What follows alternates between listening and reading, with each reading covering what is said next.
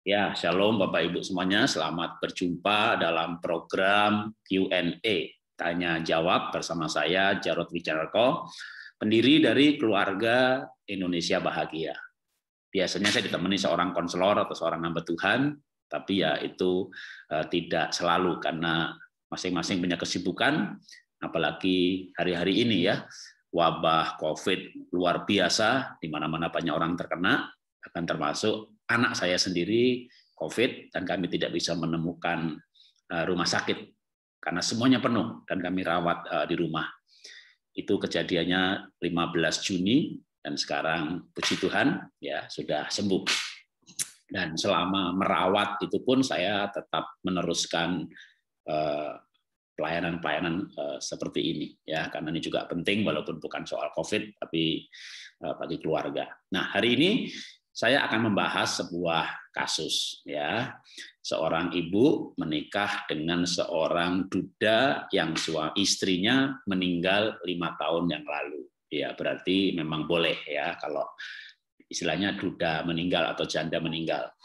Kalau orang cerai hidup ya itu pro dan kontra, dan banyak gereja mengajarkan termasuk saya harusnya tidak menikah lagi tapi selibat. Nah, waktu menikah ini 5 tahun yang lalu, maka suami sudah punya anak yang besar-besar, ya 25 tahun, 23 tahun, bahkan mereka sudah menikah dan sudah punya anak juga. Ya.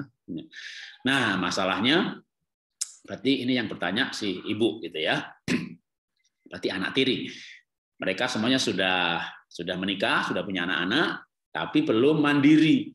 Bahkan dari dulu juga sebenarnya dipelihara oleh opa omanya, kakek neneknya. Dan sekarang pun setelah menikah, setelah punya anak, tinggal bersama oma dan pamannya dan hidup dari mereka. Nah, masalahnya kehidupan anak tirinya ini ya salah satunya tidak benar. Tidurnya menjelang pagi, bangunnya jam 1 siang. Nah, kalau si adik tiri berarti sebagai ibu ini dia belum bangun, ya anaknya belum mandi gitu ya, makan anaknya masih kecil-kecil, makan seadanya ya, padahal sarapan itu kan penting gitu ya, cuma biskuit aja atau mungkin cuma minum apa, nanti ibunya bangun baru dah anaknya mandi. Ini kan kehidupan yang tidak sehat. Terus malam-malam, nah ini si ibunya sama anak ngajak pergi anak-anaknya, tapi sehati juga nih sama suaminya. Sekeluarga malam-malam keluyuran istilahnya. Kenapa harus saya sebut keluyuran gitu ya? Pulangnya bisa jam 12, jam 1 pagi. Wah, ini sekeluarga. Jadi berarti kan keluarga adik tiri, anak tiri gitu ya. Sudah menikah dan berumah tangga dengan pola hidup yang tidak sehat, nggak baik. Masalahnya perginya kemana gitu. Nah, itu dia komunitasnya ini para preman. Waduh. Ya kalau soal pengamen sih nggak masalah bagi saya ya. Pengamen itu kan pekerjaan yang walaupun ya sebenarnya harusnya masih bisa kerja yang lain gitu ya, mungkin lebih baik mungut sampah gitu ya daripada ngamen, kan mentalnya mental minta-minta. Kayak di Cina, mungkin saya sedikit cerita, saya beberapa kali ke China karena saya punya bisnis waktu itu IVA ya. Kami mengambil barang 30% dari China, 70% dari Indonesia. China itu kan 1,2 miliar penduduknya. Tapi tidak ada pengemis, tidak ada orang yang menjadi pembantu rumah tangga. Jadi sering kan misalnya Indonesia tuh membandingkan sama Singapura. Singapura kan wilayahnya kayak DKI aja. Kalau nggak ada pengangguran ya Indonesia kan beda gitu ya, 250 juta gitu. Coba bandingin sama Cina deh, lebih besar lagi, wilayah daratnya lebih besar, penduduknya 1 miliar lebih. Tidak ada profesi pembantu rumah tangga karena semua orang bekerja. Jadi pagi-pagi saya jalan olahraga pagi gitu ya. Kok tamannya bersih banget ya gitu. Masa sih taman nggak ada daun jatuh gitu.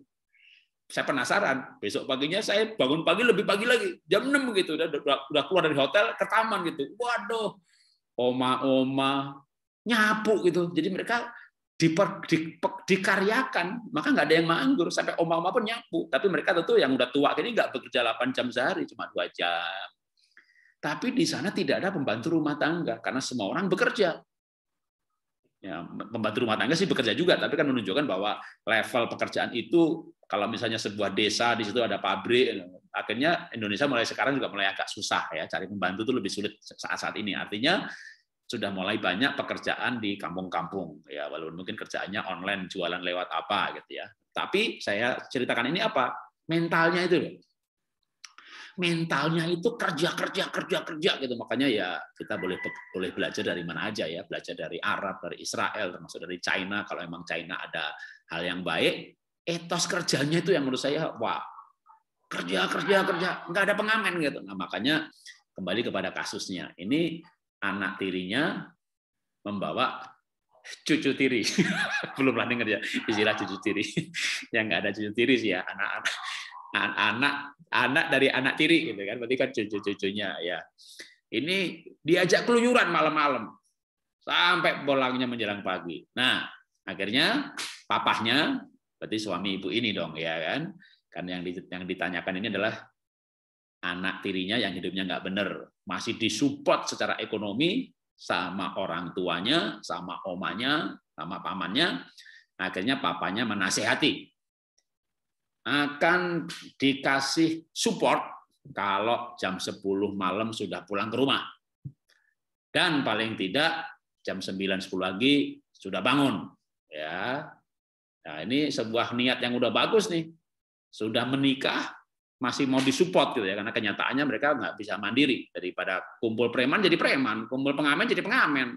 Mentalnya nanti anak cucu turun temurun begitu. Ini menurut saya sudah benar tindakannya ya, kasih peringatan.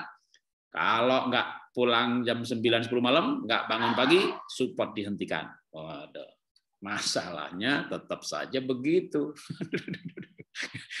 Bahkan akhirnya karena nggak disupport, HP-nya diblok. Waduh, papanya diblok, saya juga ikut diblok. Namun hidup kebiasaannya tidak berubah, tetap berjalan terus. Wah, ini memang kasus yang repot ya. Kalau anak belum menikah, itu memang di bawah otoritas orang tua. Orang tua bisa menasehati, bisa ngajak makan baik-baik baru dinasihati, baik-baik nggak mau dipukul. Saya termasuk hamba Tuhan yang membolehkan pukul anak gitu. Walaupun banyak sekali yang tidak membolehkan, apalagi yang berlatar belakang psikolog gitu ya. Mendidik tanpa hukuman, mendidik tanpa pukulan. Tapi karena saya bukan psikolog, saya lebih menyebut diri saya hamba Tuhan, maka dasar saya bukan ilmu psikologi, dasar saya firman Tuhan. Alkitab berkata bahwa didikan yang keras bagi mereka yang meninggalkan jalan Tuhan. Jadi kalau kesalahannya sudah berupa dosa, nyolong, mencuri, melawan orang tua, maka boleh dididik dengan keras, ya termasuk hukuman. Tapi itu sebelum menikah. Nah, ini masalahnya karena kalau anak sudah menikah, Alkitab juga mengajarkan laki-laki atau anak akan meninggalkan ayah ibunya lalu bersatu dengan istrinya. Anak laki-laki kan meninggal atau istri bersatu dengan suaminya. Begitu menikah, maka orang menjadi sebuah keluarga baru yang mandiri. Sehingga orang tua hanya bisa menasihati, tapi tidak bisa menghukum. Jadi instrumen edukasinya menasihati, ngajak berbicara, membangun relasi, anak menghormati orang tua, silaturahmi. Nah, di sini masalahnya komunikasi jadi putus karena diblok, karena nggak disupport ya, nggak disupport karena nasihatnya nggak didengar. Jadi sebenarnya udah benar gitu ya, sudah betul langkah ini udah betul. Nah sekarang dalam kondisi keadaan segini bagaimana? Ya tetap orang tua adalah orang tua ya. Orang tua itu walaupun anak sudah menikah bukan berarti lepas tanggung jawab. Jadi attitude-nya ini yang bagus. Dalam arti Bapak Ibu sudah benar, masih punya kerinduan, keinginan supaya anaknya dan juga cucu-cucunya nanti hidup benar di hadapan Tuhan. Apalagi ibu yang bertanya ini sebagai seorang ibu tiri ya. Kan misalnya banyak juga orang yang terserahlah bukan anak saya gitu ya, tapi saya menghargai usaha ibu untuk bertanya, gabung WA grup keluarga. Jadi mencintai anak seperti anak sendiri, walaupun itu anak tiri, bahkan walaupun sudah menikah. Nah, dari segi hatinya paling nggak sudah benar. Nah, sekarang tinggalkan langkah-langkahnya ya. Dan memang terus terang tidak mudah, karena anak sudah menikah. Kalau anak belum dan tinggal di rumah kita, kan kita bisa lebih, walaupun sudah menikah, tinggal di rumah kita, masih lebih mudah. Ini kan tinggal sama pamannya, sama omanya, atau nanti kontrak rumah. Kalau paman dan omanya ngerasin dia, mungkin dia kabur kontrak rumah sendiri, gitu ya, dan meneruskan pergaulannya bersama preman dan pengamen. Ya, memang orang itu akan menjadi siapa mereka bergaul. Nah, tapi saya mau paling nggak memberikan sebuah insight, ya, sebuah nasihat atau inspirasi. Di Alkitab itu ada kisahnya Yefta, ya, Hakim-Hakim pasal 11. Nah, Yefta ini Hakim-Hakim pasal 11 ayat yang ketiga dikatakan Yefta pergi bersama perampok dan penyamun. Jadi, nah Yefta ini juga bukan anak kandung. Jadi, tapi ini kasusnya lebih nggak bagus ya. Kalau ibu kan menikah dengan duda yang sudah punya anak. Kalau Yefta itu anaknya Gilead. Gilead punya istri nggak punya anak. Akhirnya dia pergi ke pelacur, dapat anak, diambil. Jadi anak adopsi. Ya. Tapi begitu istrinya sendiri punya anak, Gilead ini diusir. Waduh, maka Gilead akhirnya bergaul dengan penyamun, perampok, dan menjadi perampok jadi penyamun. Tapi kisahnya menarik Yefta ini, karena singkat cerita ketika orang Gilead ada masalah, yaitu bangsa Moab dan Meunim menyerang mereka, mereka ingat Gilead. Nah, lalu ketika orang tua ingat anaknya ini, orang tuanya mencari anaknya. Ya, kalau zaman sekarang ya berarti mencari anaknya akan minta maaf. Nah, ini mungkin butuh tindakan yang coba gitu ya, dalam arti sudah disupport gitu ya, diblok gitu ya. Nah, tentu sebenarnya ini tindakan lebih ke arah bapak ya. Karena kalau ibu kan ibu tiri walaupun mengasihi seperti anak sendiri. Tapi lebih ke bapak karena bapak adalah bapaknya, itu anak-anaknya bapak ya. Ini boleh dicoba apa yang dilakukan oleh orang tua Gilead. Jadi orang tua Gilead itu cari Yefta. Jadi bapak boleh misalnya di blok nih, cari dah anaknya dah. Datengin rumah, apalagi kalau jelas ya tinggalnya sama omanya, sama pamannya gitu ya. Nah, waktu dicari itu ngapain? Nah, ini yang memang ini tidak mudah ya Pak ya. Ini tidak mudah untuk dilakukan. Butuh hati belas kasihan dari Tuhan dan kerendahan hati yang luar biasa. Yaitu justru minta maaf. Jadi orang tua Gilead, walaupun mungkin kasusnya sedikit berbeda, tapi kadang-kadang begini. Kalau misalnya dengar kasus seperti ini, gitu ya, mungkin kan dari sisi orang tua, wah anak saya itu memang bandel dari kecil begini, gitu. Ini coba aja misalnya saya ketemu anak bapak ibu, gitu ya. Kira-kira dia ceritanya gimana? Jadi dia pasti akan bercerita juga. Jadi misalnya, ya ayah saya nggak mengasihi saya, ibu saya sibuk sehingga saya diasuh nenek. Jadi banyak anak-anak yang diasuh nenek, diasuh paman, ya. Walaupun tujuannya baik, misalnya neneknya ekonomi mampu menyekolahkan lebih baik, gizi yang lebih baik, ya. Bahkan ada anak yang misalnya orang tua pembantu rumah tangga, belum siap punya anak, akhirnya anaknya diadopsi oleh orang kaya. Ya, ini kan niat yang dan orang tuanya senang banget, aduh gitu ya. Tapi di kemudian hari anaknya memberontak ketika dia tahu jati dirinya. Bahkan dia marah kepada yang mengadopsi, dianggap selama ini bohong. Makanya kalau Ibu Herianti, ya saya ajak nulis buku bareng menjadi seorang ibu dan dia menulis mengenai anak adopsi. Ini nyimpang sedikit ya. Itu Ibu Herianti mengajarkan, dia dosen psikologi dan juga hamba Tuhan di Wanita Bijak. Menyarankan untuk jujur dari awal. Ya, bahkan ketika anak masih usia dini pun kasih tahu kamu itu anak adopsi, tapi mama cinta banget sama kamu. Nah, kenapa kamu nggak dipelihara papa mama? Saking cintanya papa mama kamu, dia menyerahkan kepada kami yang jauh bisa mengasih kamu lebih baik. Gitu ya. Wah, itu biasanya pasti kasih tahu kebenaran itu, wah berarti mama saya, kandung saya nggak cinta saya dong, berarti saya dibuang dong. Gitu ya. Gejolak itu lebih mudah diatasi waktu kecil. Karena anak balita misalnya gejolaknya itu nggak kabur. Tapi kalau remaja gejolak bisa kabur. Pemuda gejolak bisa berontak. Nah, maka kebenaran, kalau kita berkata, kebenaran itu akan memerdekakan. Tidak ada kebohongan yang menghasilkan kebaikan. Jadi harus berdasarkan kebenaran. Nah, kembali ke kasus Bapak Ibu yang bertanya. Kalau dari sisi anak, gitu ya, walaupun ini kita bicara anak adopsi dulu, ya nanti saya gunakan sebagai logika. orang kaya, baik hati, bahkan dia juga nggak punya anak, dia pengen mengadopsi dan mencintai seperti anaknya sendiri. Tentu begitu anaknya nakal kan, kenapa ini anak? Tapi ketika kita dengarkan si anak, papa mamaku tuh nggak cinta aku gitu ya, sehingga aku dibuang. Padahal buangnya ke keluarga baik hati, nggak punya anak, kaya raya, bukan hanya soal kayanya, mengasihi sungguh-sungguh, tapi dari sisi anak, aku dibuang, kira-kira begitu. Nah, ini saya gunakan ini sebagai analog ya.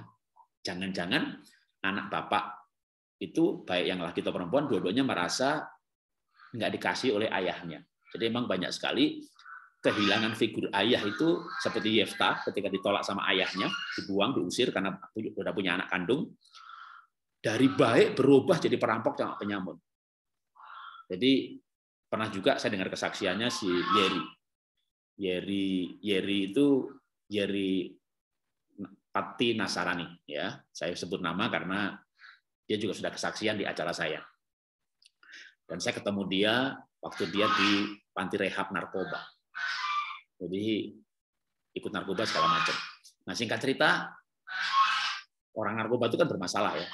Jadi waktu dia sekolah, begitu ada barang hilang, entah dia atau bukan, yang dituduh pasti dia.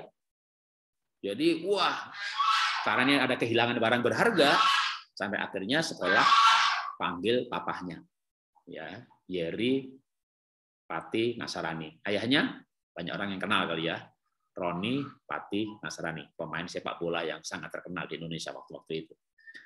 Nah, waktu bapaknya menjemput anaknya di sekolah, datang ke sekolah bukan menjemput ya, karena mau ditegur sama gurunya. Itu teman-temannya teriak, maling, maling gitu ya. Maling, anaknya maling begitu. Waduh, itu gimana rasanya orang tua? Dan si anak juga udah ketakutan. Udah pasti dihajar sama orang tua. Nah, dan Yeri bersaksi. Di luar dugaannya dia, papanya peluk dia dan dia berkata, aku cinta kamu, aku mengasihi kamu. Apapun yang kamu lakukan, aku papahmu. Dan kali ini, walaupun kamu narkoba, kamu anak bandel, tapi aku tidak percaya sampai kamu itu maling. Kamu bukan pelakunya, tapi ayo kita hadapi. Ya, jadi dari situlah Yeri nangis justru. Dia pikir bapaknya akan gajar dia. Papanya bilang mengasihi. Dan sejak itu papahnya mundur dari persepak bolaan. Dia mau berikan waktu buat anaknya. Dan kita tahu ceritanya, Yeri sekarang jadi hamba Tuhan. Titik baliknya, waktu dia justru bapaknya minta maaf karena sibuk main bola, yang namanya pemain bola nasional.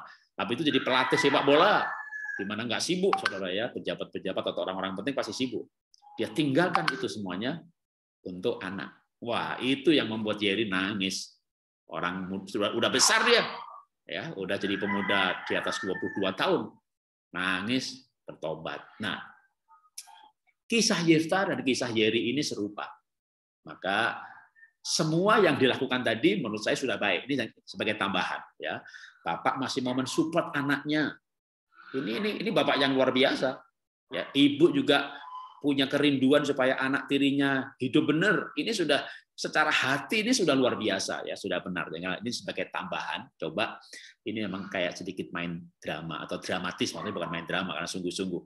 Cari anaknya, ya, ajak ngomong berdua dan bilang kepada anak-anak, maafkan papa waktu kecil papa nggak bisa merawat kamu dengan baik, sehingga kamu harus dirawat sama omah atau paman.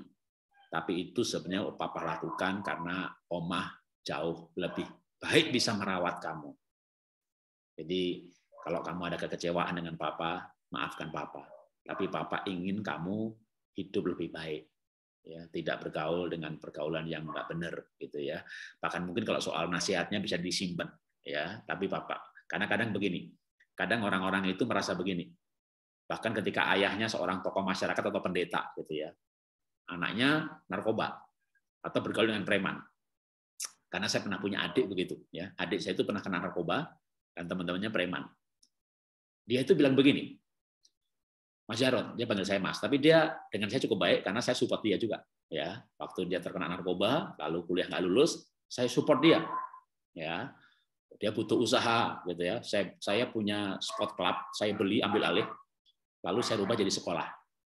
Jadi sport club itu alat fitnessnya, sepeda statisnya aja 15 biji.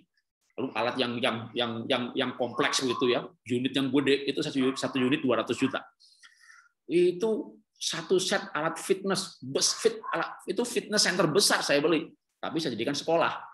Nah, alat-alatnya saya berikan kepada adik saya yang terkena narkoba. Tahu nggak diapain? Dijual sebagai besi kiloan.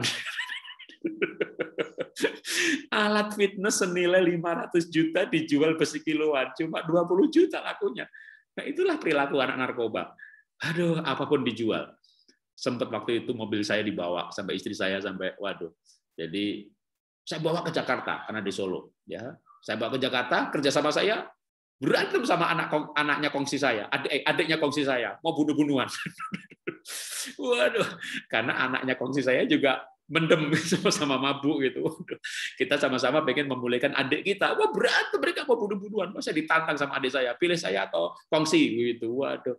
Jadi memang punya anak yang terlibat begitu tuh susah. Nah, tapi saya mau cerita soal pendapatnya dia. Dia bilang begini, Mas Jarod, orang itu aktif di gereja, bahkan pendeta, tapi ada yang munafik, Mas. Ada yang ngomong A tapi hatinya B. Orang di gereja itu, pendeta itu bahkan kadang ingkar janji. Ngomong A tapi sebenarnya B. Kalau preman nggak begitu, Mas. Preman itu memang kadang-kadang jahat ngambil barang orang, tapi kita juga nggak mau ngambil barangnya orang miskin. Preman itu teman-temanku preman semuanya, Mas. Tapi kalau mereka janji A itu A. Kalau niatnya nolong beneran. Itu jadi saya tuh nasihati adik saya tuh ganti nasihati saya. Ya, Mas, preman itu, Mas, itu pegang janji sesama preman. Mereka nggak pernah mengkhianati. Mereka nggak pernah ingkar janji. Solidaritasnya kuat. Jadi kadang-kadang susah ya memisahkan mereka dengan sebuah komunitas yang dia rasakan. Ini baik-baik gitu. Ini nolong saya gitu. Mereka nggak pernah ingkar janji gitu. Jadi itulah kenapa saya bilang kayak kita tuh kayak kalau menjumpai begitu ya kita nggak bisa ngelarang. Gimana bang itu yang dia rasakan? Nah akhirnya gimana dong? Nah ini kalau kasus adik saya ya saya bilang sama istri, nolong itu emang penuh resiko. Namanya nolong orang mantan narkoba, temannya preman semuanya. Makanya, tapi ada juga, saya punya adik preman itu bisa dijadiin debt collector. Jadi, waduh, tapi adik saya itu kalau kemana pergi gitu, nganter istri saya gitu kan, pergi ke sebuah kawasan gitu yang banyak premannya. Kenal sama adik saya. Halo Dan. Waduh, ini preman dari Solo sampai di Jakarta dikenal juga gitu ya. Tapi ya singkat cerita sekarang udah boleh, udah menikah, punya anak dan tapi ya nggak bisa kerja formal ya, sempat nyopir, sempat jadi calo tanah dan segala macam. Tapi udah lepas ya dari narkoba dan mendem mabuknya, hidupnya benar. Nah, tapi gimana kami memulihkan adik saya? Waduh, itu nggak gampang. Mulai dari saya berpikir sebagai hamba Tuhan pendeta yang memberi nasihat, sampai mewakili ayah minta maaf. Karena ayah saya nggak minta maaf sama adik saya. Jadi awalnya itu saya bicara belak-belakan, jujur aja nggak apa-apa, walaupun ini direkam ya. Toh, saya juga pernah bersaksi tempat lain. Jadi bapak saya itu selingkuh. Dan itu mengejutkan kami semuanya. Karena bapak saya khotbah di gereja, walaupun bukan pendeta. Jadi melayani. Jadi kalau di gereja Protestan itu namanya pradoto. Dan bapak saya juga guru teladan, ibu saya guru teladan di Jawa Tengah. Dan bapak saya selingkuh. Waduh, anak-anak nangis semuanya. Nah, saya sudah lahir baru. Karena saya lahir baru, saya cinta Tuhan, saya bersyafaat buat bapak saya. Tapi adik saya waktu itu belum lahir baru, dia marah, dia mau bunuh bapak saya. Dia bawa parang sampai bapak saya lari dikejar-kejar.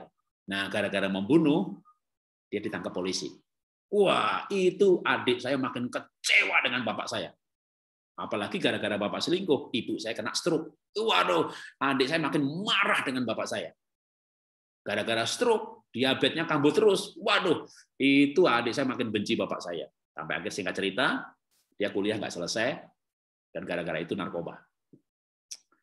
Jadi ya nggak sembuh-sembuh karena ada akarnya. Dan bapak saya tetap tidak merasa bersalah. Dan mungkin merasa bersalah, tapi orang Jawa itu kan masuk ayah minta maaf sama anak. Jadi saya yang mewakili sebagai kakaknya, saya yang minta maaf. Ya, biar aku jadi bapakmu walaupun aku di kakakmu. Gitu ya. Dan dia nggak percaya bahwa saya akan bantu dia seberapa dia bantu gitu. Nah itu tadi saya bawa ke Jakarta. Istri saya yang stres karena preman ya. Kalau ini kan kasusnya preman, tapi anak saya itu sebenarnya preman. Adik saya itu preman juga, narkoba dan preman. Preman apalagi narkoba lagi, itu bisa bikin mujizat. Apa mujizatnya? Yang ada menjadi tidak ada. Loh, kemarin TV ada, kok hilang? Loh, radio kemarin ada, kok hilang? Kalau Bapak Ibu pengen tahu preman dan narkoba, itu bisa bikin mujizat. Yang ada menjadi tidak ada. Waduh. Nah, kalau dia lagi butuh kan sako kan dia cari duit dengan cara apapun juga. Jadi ya masalahnya itu ya aduh. Kalau adik saya di Solo, ibu saya yang stres, apalagi kalau dia tahu mabuk, ibu saya stres. Betul stres, gulanya naik 500, masuk rumah sakit. Karena ibu saya diabetes dari umur 35. Jadi dia makannya teratur, ya. Makan teratur, olahraga teratur, makan itu 5J. Jamnya, jenisnya, jumlahnya 3J. Jamnya benar, jumlahnya benar gitu ya. Saya makan nasi merah tapi 1 piring. Nasi putih 1 jam jadi gula, nasi merah 3 jam jadi gula, sama juga. Jadi jumlahnya itu ibu saya ketat sekali. Ya gulanya stabil, 150, 100, 20 gitu kan. Adik tangkap polisi 500. Adik saya narkoba 500. Jadi ibu saya tuh ampun-ampun. Bilang sama saya tuh, adikmu bawaan ke Jakarta gitu. Adik saya bawa ke Jakarta, si preman narkoba ini, ya kan? Ibu saya sehat, istri saya sakit. Istri saya yang sakit. Itu bukan berbulan-bulan. Nolong seperti ini tuh bertahun-tahun. Sampai terakhir nih, saya mau cerita dulu ya. Jadi dia sudah menikah nih, udah menikah, udah punya anak. Jadi statusnya hampir serupa ya. Adik saya akhirnya menikah, punya anak, kambuh lagi.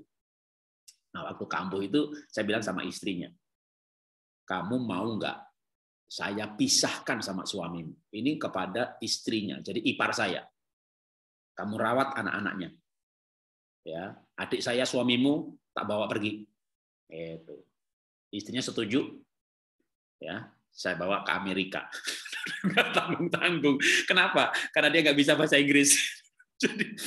Jadi saya bawa ke Amerika.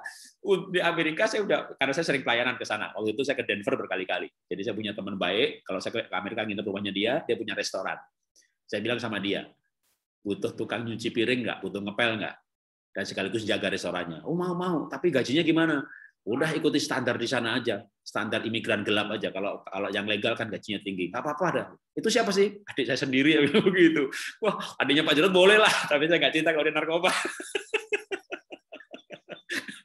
Saya bawa ke Amerika, ya, tak tinggal setahun gitu. Tapi begitu sampai di sana saya jujur apa adanya gitu ya. Tapi saya bilang begini kepada teman saya ini, dia narkoba, dia preman. Tapi preman itu saya bilang, kadang-kadang dia itu pegang janji. Jadi nggak semua, ya memang preman itu jahat, dalam arti malahin orang gitu ya. Tapi kan dia itu berpikir seperti Robin Hood, ya tahu Robin Hood ya. Wong gue palakin orang kaya kok.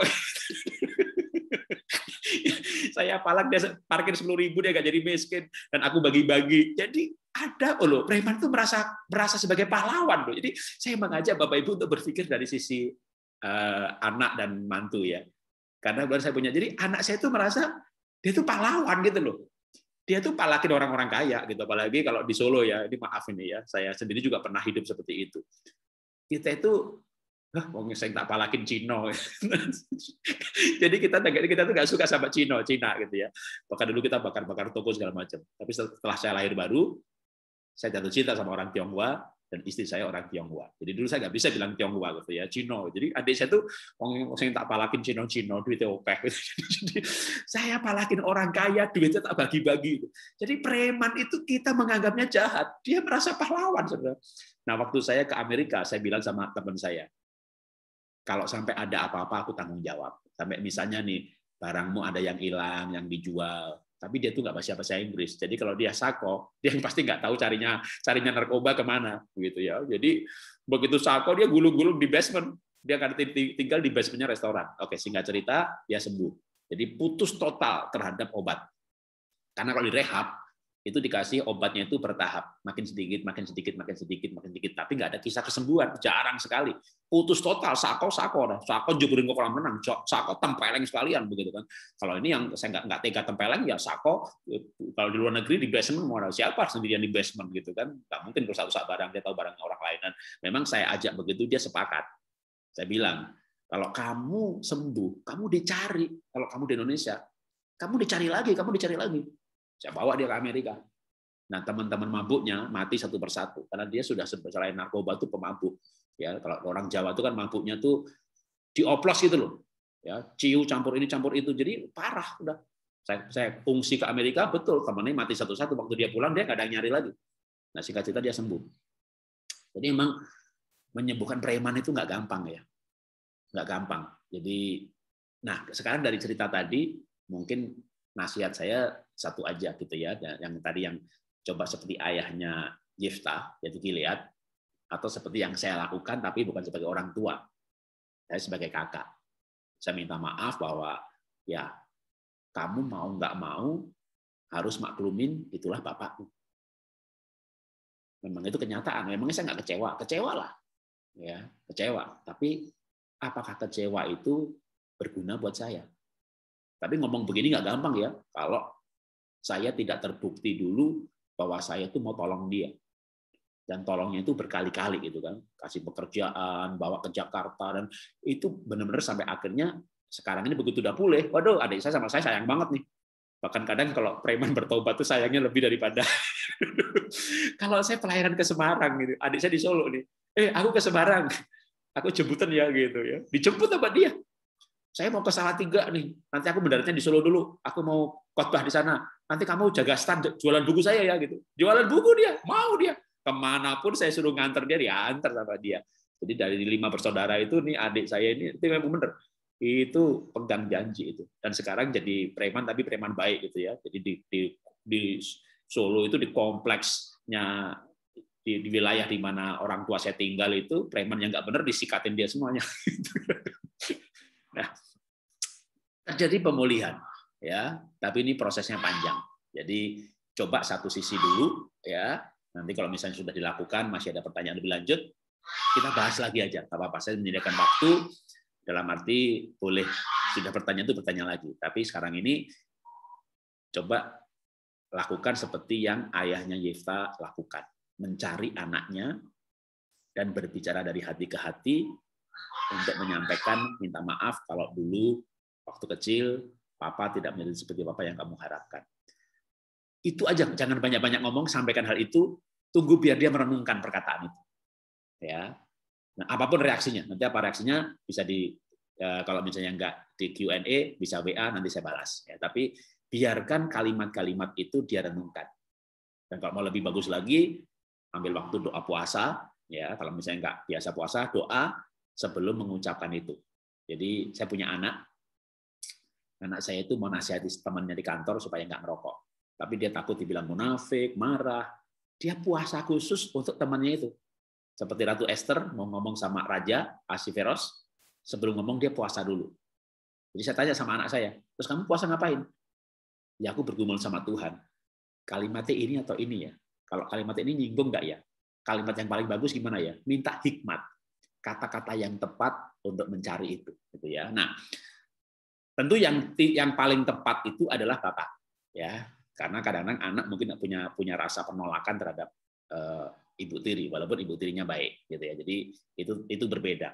Dalam kasus ini, maka yang saya sarankan adalah ayah, ya, untuk berani melangkah, ya, menggali luka masa lalu. Karena perilaku sekarang itu bisa terjadi karena luka masa lalu. Seperti waktu kecil dipiara omahnya, dan dia walaupun sekali lagi tujuannya baik, tapi kadang satu sisi itu nerimanya beda, ya. Apalagi kalau ada kompornya gitu. Kamu diperan nenek ya, ya berarti papa mama itu nggak sayang sama kamu, dibuang kamu tahu nggak? Gue juga dibuang gitu ya, ngomong wah saling kok. Nah itu kan kadang-kadang pengaruh, tapi berbeda ketika nanti ya itu ketika bisa disembuhkan ya luka hati seperti itu dengan cara ya kita datang. Kenapa? Karena waktu manusia jatuh dalam dosa, Tuhan bisa aja ya dari sorga dihukum aja tuh manusia. Tapi Tuhan firman itu menjadi manusia. Untuk apa? Untuk mengampuni, melepaskan pengampunan. Nah, karena Tuhan melepaskan pengampunan. Kalau kita kan bukan Tuhan, kita minta ampun. Karena dia salah pun, dia bisa berpikir kita yang salah. Ya, sekali lagi, jadi orang itu berpikir dari sisinya. Nah, untuk memulihkan relasi ini, kita harus berpikir seperti dia berpikir. Kalau dia bisa membela teman-temannya preman, jangan diserang dulu soal premannya. Tadi saya bilang, nah, adik saya itu bilang, preman itu Mas Jarod memang jahat, tapi pegang janji itu. Pendeta itu Mas Jarod, janji-janji melulu.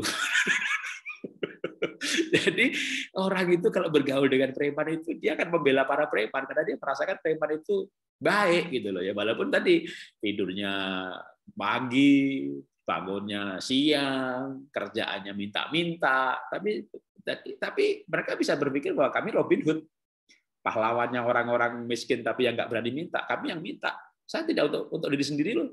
Saya kalau dapat 100 saya makan 10, yang lain saya bagi-bagi. Jadi mereka tuh bisa jadi merasa dirinya pahlawan. Maka kita perlu mengerti hal itu bahwa kalau dalam arti begini, kalau di hatinya dia merasa bahwa papaku jahat, papaku nggak sayang aku, ya sudah, kita mulai dari itu sebagai pijakan. Kita minta maaf untuk dulu, gitu ya. Kalau yang sekarang ini Bapak hentikan support supaya mandiri, nggak perlu minta maaf karena itu bukan kesalahan. Itu trik cara didik anak emang begitu. Jadi menurut saya yang dibereskan itu adalah yang perlu diminta maaf itu biasanya anak itu kan begitu karena dulunya dia ada luka hati karena merasa nggak dicintai. Nah itu yang dalam banyak kasus ya hal-hal seperti ini membuat orang akan berpikir bahwa papaku berubah, mamaku berubah, karena dulu kita nggak pernah lakukan hal itu, gitu ya. Nah kalau misalnya orang tuanya nggak ada, seperti saya dengan adik saya mewakili. Paling tidak adik saya tetap menganggap bapak saya nggak benar, tapi dia merasa bahwa saya sahabatnya dia. Nah, itu kalau misalnya mewakili orang lain, ya karena sebenarnya orang nggak bisa diwakili, kecuali orang tuanya udah meninggal, gitu ya. Kakak bisa mewakili orang tua minta maaf atas nama orang tua, tapi kenyataan saya waktu itu kan bapak saya masih hidup, jadi adik saya tetap nggak suka bapak saya, gitu ya. Tapi merasa saya punya sahabat. Sampai akhirnya dia betul-betul pulih. Begitu dia pulih, kalau saya lanjutkan lagi kesaksian saya. Akhirnya adik saya yang mantan preman dan mantan narkoba inilah yang merawat kedua orang tua saya sampai mereka dua-duanya mengembuskan nafas terakhir dipanggil Tuhan itu yang merawat adik saya. Bahkan ibu saya itu bilang begini, Le, kalau dia bilang sama saya kan Le gitu, Le. Anak ibu itu 5, Le. Sukses, sukses, sukses, sukses, preman. Tapi ibu bersyukur Le ada yang preman. Tapi atau Bu, yang sukses kan merantau semuanya. Insinyur merantau, lah ujung-ujungnya saya ngopeni aku premane Le. Ngopen itu merawat, nggak iso kemana-mana, nggak punya kerjaan apa-apa ya di rumah gitu. Nah, begitu tua yang gendong ke kamar mandi, yang nyuapin, yang mandiin aku ya adikmu sing preman Le. Gusti Allah ya apik Le. Jadi anakku sukses kabeh, aku ora ono sing ngopeni. Jadi itu dia bilang Tuhan tuh baik. Kalau semua anaknya sukses, masa tua aku nggak ada yang merawat.